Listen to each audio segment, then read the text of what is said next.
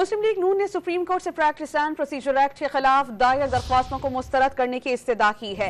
Act बनने से पहले आने वाली दरख्वास्तें काबिल समाअत नहीं, ये मौक़िफ़ अपनाया गया है नून लीग की जानिब से। और ये भी कहा गया कि किसी दरख्वास्त गुजार ने अदलिया की आज़ादी मुतासिर होने का नहीं कहा। मुस्लिम लीग नून ने सुप्रीम कोर्ट से प्रैक्टिस एंड प्रोसीजर एक्ट के खिलाफ दायर दरख्वास्तों को मुस्तरद करने की इस्तदा की है। इस पर हम बात करते हैं रॉ न्यूज़ के रिपोर्टर हसीब भट्टी से। हसीब, बताइएगा दरख्वास्त गुजार है कौन और क्या मौक़िफ़ अपनाया गया है इस दरख्वास्त में?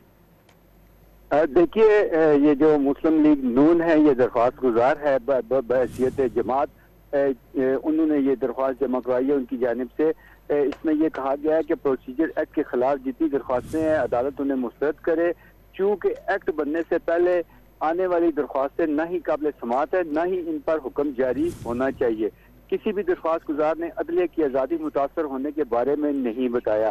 आईनी तरमीम के जरिए सुप्रीम कोर्ट के बारे में इख्तियार होने वाला मौक़िफ़ में वज़ात खुद तजाद है। अगर पार्लियामेंट सुप्रीम कोर्ट बारे कानून साजी नहीं कर सकती तो आईनी तरमीम के जरिए भी नहीं कर सकती। आइन के हद्दो हाल में आईनी तरमीम के जरिए भी तब्दीली नहीं लाई जा सकती।